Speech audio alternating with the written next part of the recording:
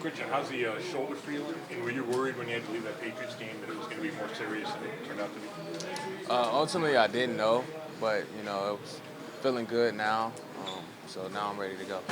How beneficial was the bye week to helping you feel better, and then also just trying to turn the page and have a strong second half as a team? I think the bye week helps the whole team as a whole because I feel like you get more time, like on your legs, to rest, and then also at the same time, in the film room, you get a chance to get an advantage to get better for your opponent of the next coming game. I mean, you guys played a bunch of games last year at Ohio State, obviously, but do you think there's such a thing as like a rookie wall when you get to the NFL?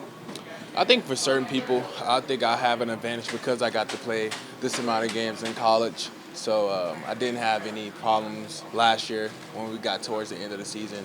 We played like 17 games, yeah, and I didn't have any issues. So I think it helps. You think back to last year's national championship game and then some long runs you had earlier this year. How good did it feel to be able to take one to the house the last time around? Yeah, really good. Just because of the execution, how much goes into each run, and then everything just worked out. I wish I could take all the credit, but it's like, thanks to the big guys up front. But, they did their job, so it ended up working out. Quinshon, obviously Kevin handed over the play calling to Tommy.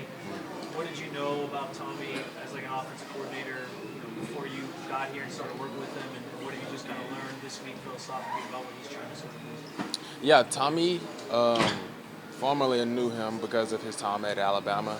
He's a great coach. I think he'll do tremendous at play calling. He puts all the players in great positions on the field. And I just believe in all our coaches to do their job and do their best at getting us in a position to succeed.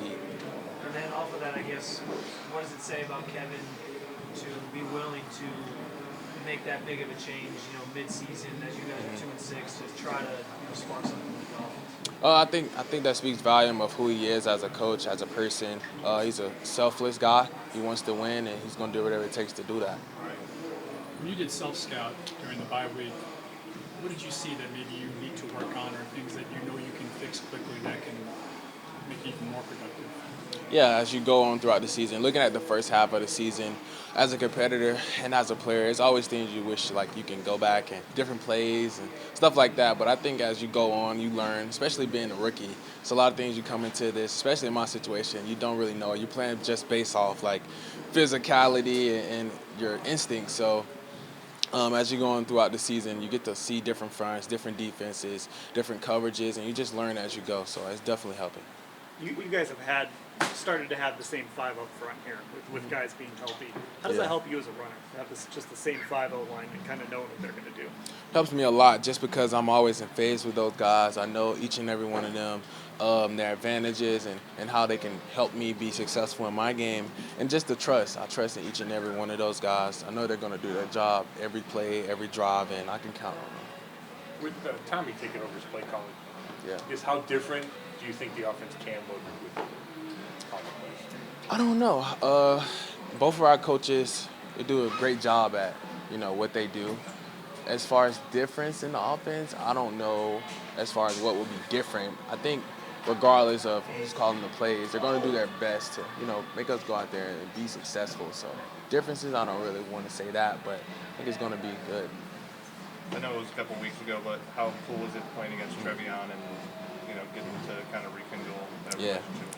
It was cool. When I played him during halftime, he kind of said something to me. He was like, "Stop all that yelling," or something like that. So it was cool to see him again and see him, do what he does on the field. How much did you appreciate getting a chance to go back down to Ohio State this weekend? A lot. A lot. Those are the roots. And just to go back there, feel the energy on campus, the vibes, see a lot of the younger guys go out there and perform, my coaches, everybody that helped me get here, go back and see those guys and support them. Can anyone stop them this year? I don't think so, no. I don't think so. I think they're going to go undefeated just because of not even the talent level, but, the focus and what Coach Day does over there. He runs a great program. He's a hard-nosed coach, and he believes in his team. So they're going to take it all the way. There's a crazy stat about you getting, I think, like 95% of your yards after first contact. Have you just kind of grown to accept that someone's going to get a hand on you quickly? Well, Coach Deuce always says, like, you have to make the first guy miss. So that's always my intention every time I get the ball. First guy is not going to tackle me. If it's one guy, I'm always going to make him miss. So that's just my mentality and what I bring to the field.